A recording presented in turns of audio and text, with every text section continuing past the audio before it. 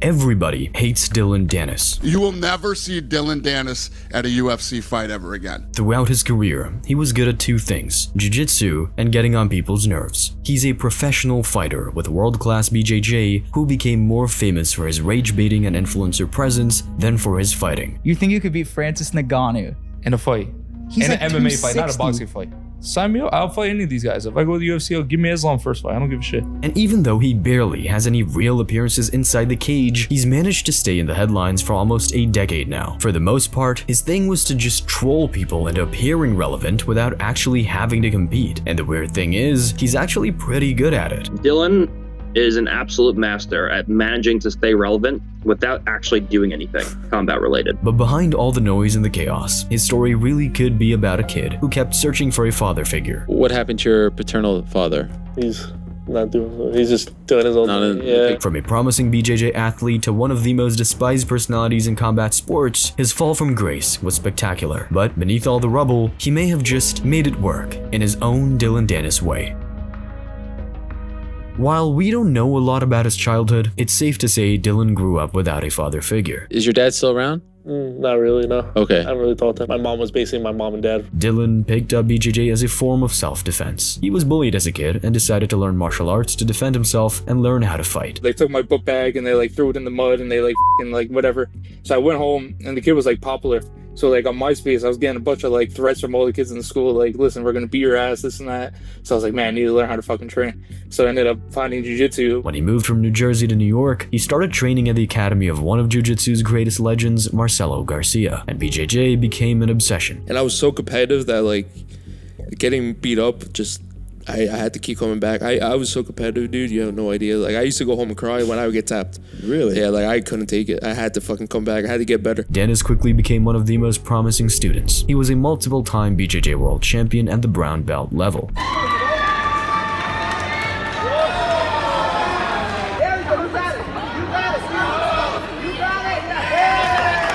Danis was part of a promising generation of American grapplers, which included guys like Keenan Cornelius, AJ Agazam, and Gordon Ryan. At the time, Dillon was considered to be one of the best among them. I didn't even know who Dillon Danis was, to be honest with you. I don't really keep up with what's going on in the gi, IBJJF shit. I really don't. You have to be a superstar for me to know who you are. So Dillon Danis comes to me, he comes to my school and says, I want to go into EBI, I want to go against Gary Tonin, and I think I could beat him. And I didn't even know who he was. I go, I can't promise you anything, but let me look into you. And he came and he trained, and I looked into him like, holy shit, this guy is a phenom, freak, brown belt who's killing everybody and he's just winning gold after gold, just tapping everybody. After proving himself as a brown belt, it was finally time for Danis to prove himself among the elite of the sport. Marcelo Garcia finally promoted him to black belt in 2015. Back then, Dillon Danis had a very different persona. He seemed like just a calm and respectful kid trying to do his best in a competitive setting, and it was clear that he aspired to follow in the footsteps of his mentor. And when I first started going to Marcelo was my idol. I literally just watched him on YouTube all the time, and for the first month or two, I don't think he knew my name. And I remember one time calling him by my name, I texted Kurt, and I was like, oh my god, Marcelo knows my name. And I was like, this is the best moment of my life, he knows my name. And I'm sitting here with a black belt from him, so it's really crazy, But around that time, the way BJJ was promoted began to change. Influenced by the success of guys like Chael Sonnen had in MMA, grapplers began to realize that building a persona outside the mats could be just as powerful as winning on them. Trash talk started creeping into jiu-jitsu, and guys like Gordon Ryan and Dillon Danis were at the forefront of that shift. And then, the Dillon Danis we all know today started to come out. Suddenly, the formerly shy and respectful kid was starting confrontations seemingly every time he could. Coincidentally or not, that was also around the time Dillon began to work with Conor McGregor. But that sudden shift in personality and his increasingly brasher persona didn't land well back at his BJJ gym in New York. A thing about Marcelo is, he is like the nicest guy ever. So when Dillon and his training partner, McGregor Era, began stirring up controversies while still carrying Marcelo's name, the master felt he had no choice but to cut ties. Munchie and Dillon should take some time off, take some good time off. See, they're not appreciated the same values that I have. They're not making a standard that I believe, and not be the example that I want to people here will be one day for my kids. After being asked to leave the academy, Dillon suddenly found himself without the guiding figure who had shaped his early career. He had been like a guiding father figure in Dillon's life, and losing that support hit hard. For Dillon, it probably felt like being cut off from the family. If I was his son, you're not going to kick me out, you know? He used to call me, I was like his son, and I kind of feel like he abandoned me a little bit, you know? You can't just like do that, you know? Like, I'm pretty sure there's a lot of coaches that had like, maybe like Mike Tyson's coach Gus or something, like, you know, there's a lot of rifts in the road. Sure. And you know what I mean? Like, at the end of the day, what I wanted was someone that would have my back no matter what. Like, he'll always be there for me. And it kind of hurt that to see that he wasn't. And ultimately, Danis would only become more erratic from there. But at least, Dillon had found a new father figure to look up to. Following McGregor's first loss in the UFC at UFC 196 against Nate Diaz, the Irishman recruited none other than Dillon Danis to come help him in the grappling department. Danis obviously seized the opportunity. He became McGregor's main grappling coach in preparation for his rematch with Diaz at UFC 202. Conor's going to dominate. You know, I'm not sure how he's going to win, but he's going to dominate. Either on the ground or he's going to be on the stand-up, but I see Conor dominating everywhere the fight goes, and I really believe in him. You know, he's going to perform on that night, and he's going to take what's his to get his revenge. And McGregor, while he ended up using close to no grappling in the rematch against Diaz, Dillon Danis became a mainstay in his entourage. I feel I do have something to prove to my coaches, you know. I would like to get in and win some jiu-jitsu tournaments. And number one is they're fun. They're a hell of a lot of fun. I've done a few now. I've done the Europeans, gi, no gi. While before Danis was just a name within the tight-knit BJJ community, now he was on the radar of the entire MMA and combat sports world. He and McGregor became close friends, and that friendship allowed Danis to live near the spotlight of the MMA scene. Once again, he had someone to look up to. Conor was my idol, you know, I looked up to Conor. We had a lot of the same mindsets, and I knew it would be good for me to go over there and train with him. And then it just honestly, like, a lot of people go to train with Conor, you know, but it has to be organic, you know. It has to be, that relationship literally just happened organically. That was it. Danis looked like he was adopting more than just McGregor's friendship. He was also starting to look and sound like the guy. The quiet, respectful kid Marcelo Garcia once promoted was gone. In his place stood a brash, loud provocateur who seemed to be following Conor's playbook step for step. It was around that time when Danis transitioned to MMA. He signed with Bellator and instantly became one of the organization's most talked about prospects. Danis had a couple of fights there and submitted 2 guys in the first round. He was now officially a professional MMA fighter. Even better for him, he could put his less eloquent Conor persona to the test in front of the mic. Who else came in here with what I came in here, all the shit that I did, all this stuff. I mean, I made this card basically. All these guys are just submitting. Guys were just, you know, they don't have the same kind of stuff that I had to deal with, so I made this card, so you would have to give it to me. Dillon was there when the biggest rivalry in the history of the sport was set to take place. When Khabib Nurmagomedov confronted Artem Lobov during UFC 223 fight week, Dillon was right in McGregor's corner as the feud exploded. That confrontation led McGregor and his crew, with Dillon among them, to storm Barclays Center, where McGregor infamously hurled a dolly at Khabib's bus. Get unreal, man. Yo, we gotta get a medic. Get a medic. Hey, this fucking way. Who are these guys? It's Conor McGregor. What is wrong with him? He's got a fucking That's why. Oh yeah, fucking dude, we're gonna kill this guy. This was the instant the rivalry escalated, and Dillon was suddenly part of the fire. Dillon Danis played an active role in making the McGregor-Khabib rivalry even more inflammatory. Despite only being Conor's grappling coach, Danis would constantly take shots at Khabib and Islam Makhachev, and often at the entire Dagestani culture. When McGregor and Khabib finally collided at UFC 229, Dillon was sitting cage side as part of Conor's corner. After Khabib submitted McGregor in the 4th round, the fight was over, but the chaos was just beginning.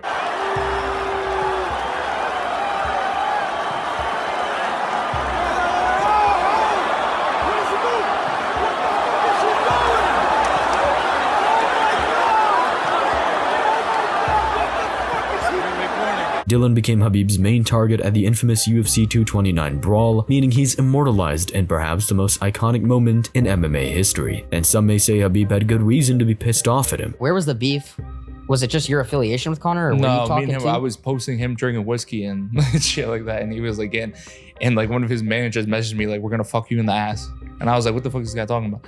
And then like, so when the fight ended, he tapped on my back, and I looked at him, and he was like, "This and that," and then Khabib, during that whole fight, Khabib was going at me, Islam was going at me, and I kind of saw it kind of getting like that, you know. I never expected him to jump, but then he was pointing at me, and I went like that, and then he just fucking He just jumped. Around that same time, Danis's career would take a turn for the worse. His athletic career was put on hold after an LCL injury that would keep him out of action for an entire year. The surgery was long. It took over 7 hours for the doctors to fully reconstruct his knee. Obviously, like, coming from a guy that was at the top at what he does, and then all of a sudden he's injured, then everybody's saying, oh, what the fuck is this guy not fighting? He's you know, making fun of me, doing this and that. Like, I'm a competitive person. Yeah. I don't want to fucking shut people up. I was fucking, like, I couldn't move. I had like a knee brace on. I was in crutches like for almost 2 years. To make matters more alarming, McGregor's activity in MMA became far more sporadic. While once the Irishman was at the top of the sport, his influence over MMA began to fade over the years, and Dillon's did as well. The relationship between Dillon and Conor also began to cool down. While the two remain friends today, they weren't seen together nearly as much anymore. Following Marcelo's departure from his life, and later the fading presence of McGregor, Dillon once again found himself without a guiding figure. And now, for the first time in his life, Dillon Danis would have to actually fend for himself. The next couple of years would not have been easy for Dillon Danis. On top of dealing with a 2-year-long injury, every vehicle that kept his name relevant in combat sports media began to disappear. Around that same time, Dillon also lost one of his closest friends, BJJ legend Leandro Lo, who was tragically killed in 2022. Making matters even worse, his father passed away in that same year, and with everything else collapsing, it sent him spiraling. These two guys that you really admire, you look up to, are no longer in your life, and that Marcel was tougher though, because Marcel was like my dad. That's Pops. Yeah. And he poured so much into you. I can imagine for fucking years. Yeah, it's a tough conversation because, you know, I don't know. I feel like, in my opinion, you don't leave the people that you love. Yeah. In any way. The weight of it all hit Dillon hard. With his knee shattered, his career frozen, and loved ones suddenly gone, Danis hit rock bottom and turned to drinking to try and deal with the pain. It was just where I was in life, where I couldn't train, I couldn't fight. My dad passed, my friend passed, and like there was just so much going on at one time. It was just so easy to just drown yourself.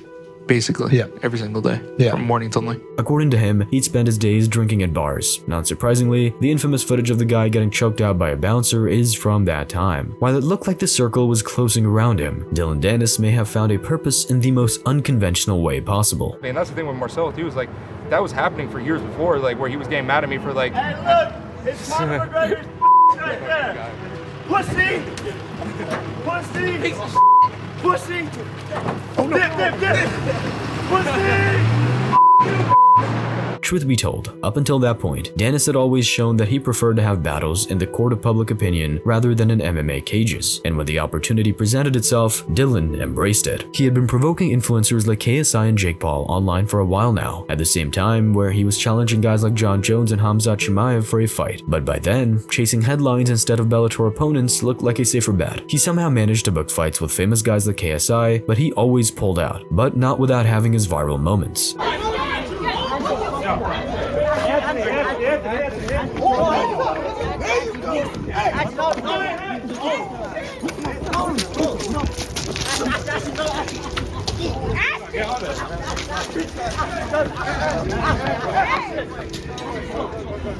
There's nothing more Dillon Danis than getting a public beating and still seeing your follower count go up on social media. But suddenly, Danis landed a fight so big that pulling out would have been impossible. Logan Paul, legacy YouTuber, great entrepreneur, and terrible crypto advisor, was set to face Dillon Danis in a crossover boxing match. This was by far the biggest stage he had ever stepped onto, and he made the most of it in the promotional build-up. We got the real fighter. Oh, here we go. In the house. Yeah, Dillon Danis, the real fighter who got choked out by a bouncer in a club. Your girl got f***ed by 75 guys before you married her. Shut the fuck up. Danis cultivated a fan base like he had never before. His social media grew by millions before the fight. He did everything he could to publicly humiliate Logan, and he was surprisingly successful in doing so. Most of the attacks were on Paul's fiancée, and some may say Danis probably took it too far. Has he gone too far on Twitter? Has it affected you in any way? I think he has gone too far, yeah. But still, the overall hate for Logan worked in Dillon's favor. Every insult, every meme, every viral clip added fuel to the fire, and by fight week, the narrative wasn't about Logan Paul's boxing career at all. It was about Dillon Danis. Fans were riding high on Danis ahead of the fight, but the actual fight was not as exciting. Dillon did almost everything right, except for fighting.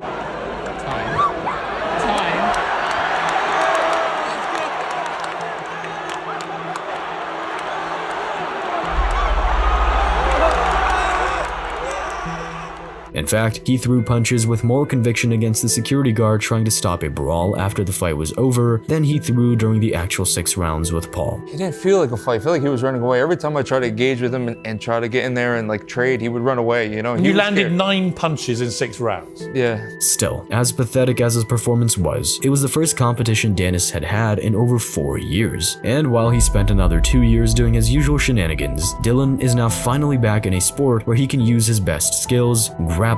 Not straying away from the influencer trend, he faced Warren Spencer at a Misfits event. It took him only 15 seconds to choke his opponent out, becoming the first Misfits MMA light heavyweight champion. Down, who's a very good striker. I like that attempt there from Warren. And again, you don't grapple with a grappler though. This is gonna go bad. This is gonna go very bad. It's over. It's over. It's over. It's over. You cannot grapple with a grappler.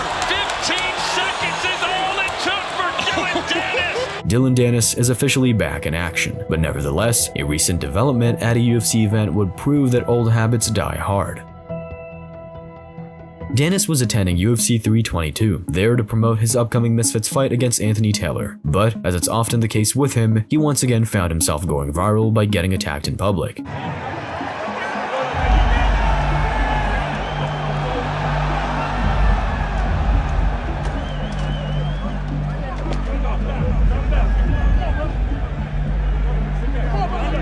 Islam Makhachev was fighting in the main event, which means the entire Dagestani entourage was also in the crowd. You see, Danis had been posting about Islam throughout the week, including an AI video of him French kissing his manager, Ali Abdelaziz, which we're not gonna show, but you get the picture. For the Dagestan lads, and everyone else for that matter, trying to forget about the imagery of Islam kissing Ali is pretty hard. Dillon Danis had already got fucking mopped up, kicked in the fucking face. They made him eat shit, made him lick the floor. And then they kicked his ass out and banned him. Chunko, also known as John Pork, alongside a few other guys from Makhachev's team, decided to take matters into their own hands, and John Pork landed quite a few shots on Dillon.